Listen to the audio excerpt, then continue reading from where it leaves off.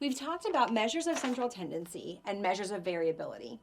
These are descriptive statistics. They're describing a population distribution.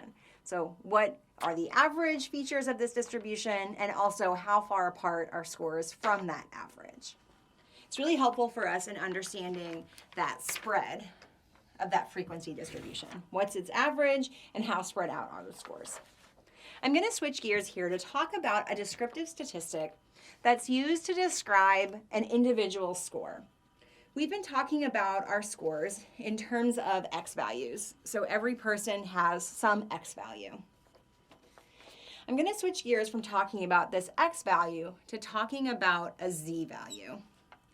What this is going to accomplish for us is to help us place every individual score in a distribution.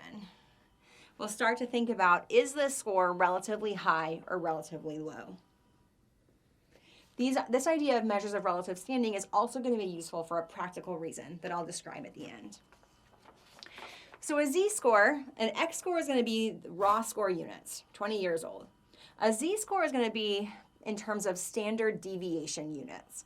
So every time you see a score that represents a Z value, what that means is that is the number of standard deviations that a raw score falls above or below the mean.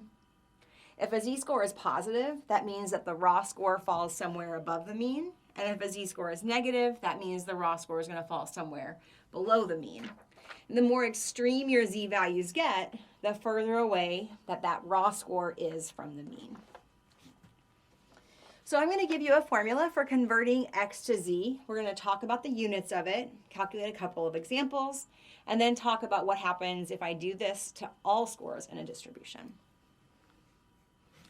So if I'm calculating Z-scores, what I'm going to do is take a single raw score and subtract from that the population mean.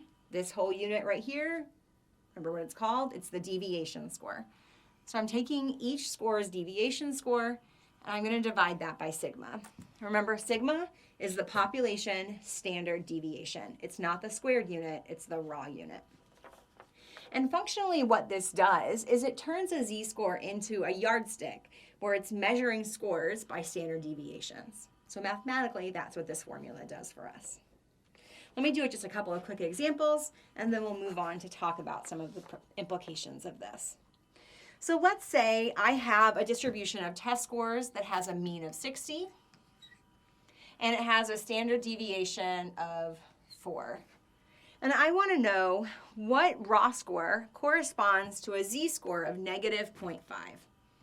So I know my Z is negative 0.5. I'm going to plug this into my formula and use pretty simple algebra to find the answer. So I'm going to end up with negative 0.5 equals X minus 60 over 4. And the answer to that is going to end up giving me 58. And you can do a quick little bit of logic work here to make sure that your math makes sense. So we knew right away that this Z-score was negative, which means that the raw score that's associated with it had to be below the mean. So the raw score of 58 makes sense because it's below the known mean of 60. Okay, we can do another example where we want to know maybe what the Z-score would be for a known X score. So let's say that I know somebody has an X score of 66, and I want to know what their Z-score is. I can use my formula in the same way. Right off the bat, before I even do that math work, you should know that their Z-score is going to be what? Positive or negative? It's going to be positive because 66 is above the mean of 60, which means this person's Z-score is going to be relatively high. So you end up with 66 minus 60 over 4, and that should give you a Z-score of 1.5.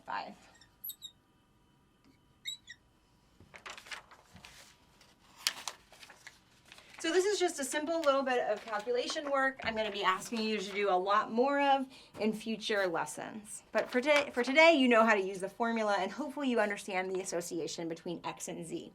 Every single x score can have a z-score, and every single z-score represents an x-score. Now within a distribution, these are really useful because they tell us how relatively high or low somebody is. But z-scores are particularly useful for us when we want to compare things that have really different scales. So think about like when you took the SAT or the ACT. Those have really different scalings. One of them is on a scale from like 0 to 1600. They change it so often, but I think right now it's 1600. The other is on a scale from something like 0 to 35. If you got a 35 on the ACT, you knocked it out of the park. But if you got a 35 on the SAT, you're not doing so hot. So you can't just compare your X values on those two different tests. Instead, you really need to take into account the scaling of the distribution. You need to think about your relative score. So this is how we can compare things that are really different from each other. Instead of averaging two numbers that aren't on the same scale, we could find their z-scores and then average the z-scores. And this starts to give us an idea of, is this apple better than this orange? Is your ACT score better than your SAT score, or vice versa? So we use z-scores a lot in psychology to compare across studies where researchers may have used different scalings, like 1 to 5 or 1 to 7. We use z-scores to talk about entirely different constructs, like if I'm measuring aggression on a scale versus on the probability that I would punch somebody that I met in a lab study. Be pretty low. But you could imagine all these different measures of aggression, and if I wanted to think about how high or low somebody's sample was, I might need to know what their z-score was. So z-scores allow us to think about where an individual score is in a distribution.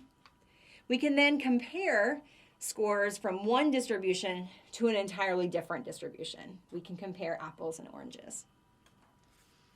One of the things that researchers will do sometimes is they'll turn every single X score in a distribution into a Z score.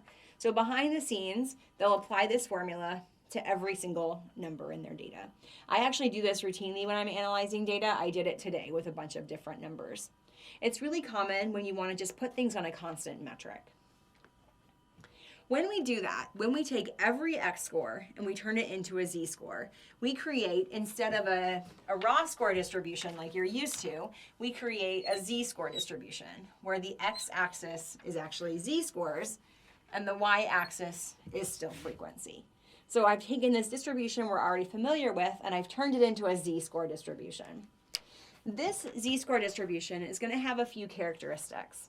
You're going to hear me talking about these three characteristics a lot. I'm going to introduce them today with the Z-test, or the Z-score, the Z distribution, and I'm going to revisit them frequently as we learn all kinds of other distributions.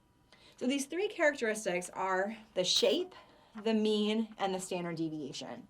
For every distribution, we want to think about what's the shape of this distribution, what is its measure of central tendency, and what is a measure of variability for it.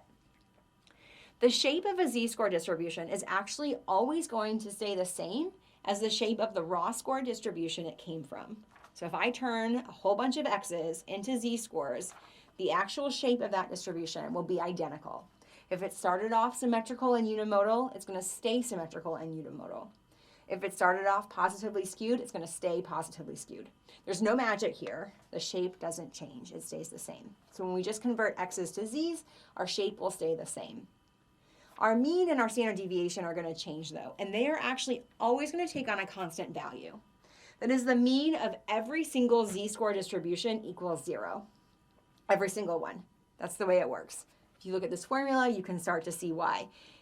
The mean, if you're subtracting the mean from the mean, you're going to end up with 0. The mean of every single z-score distribution is going to be equal to 0.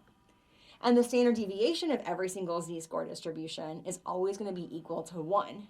That is, one standard deviation above the z-score is going to have a value of 1. Remember, z-scores are standard deviation units. So the mean of the z-score distribution is always 0. The standard deviation of the z-score distribution is always 1, and the shape of the z-score distribution is always the same as the raw score distribution it came from.